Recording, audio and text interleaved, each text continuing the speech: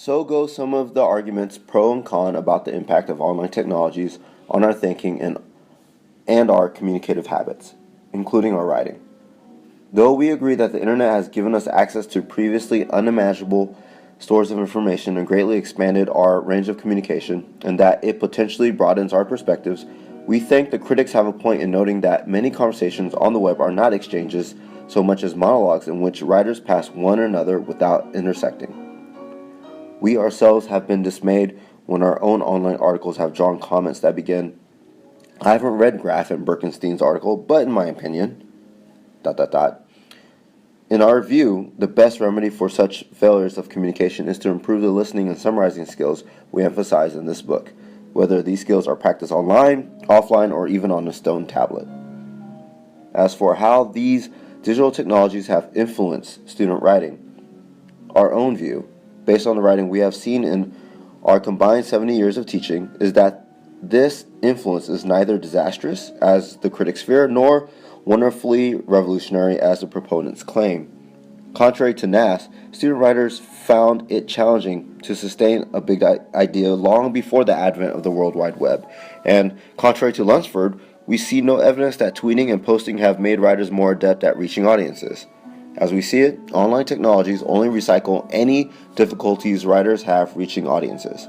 If a writer has trouble reaching audiences in one medium, he or she will have it in another. A student of ours, for example, writing to an audience of his classmates on a course listserv, began a post in the following way. Going off what Meg said, I would argue, ... His audience was mystified, since nobody, including Meg herself, could remember what she had said.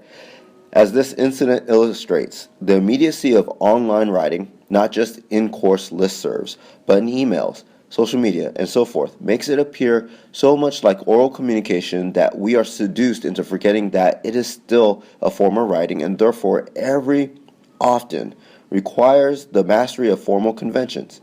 In this case, that of summarizing what has previously been said. It is hard to imagine any writer, as we have already suggested, who does not struggle with the rhetorical moves of argument, from summarizing, explaining, and quoting what others say to responding to what they say, and the myriad other competencies covered in this book.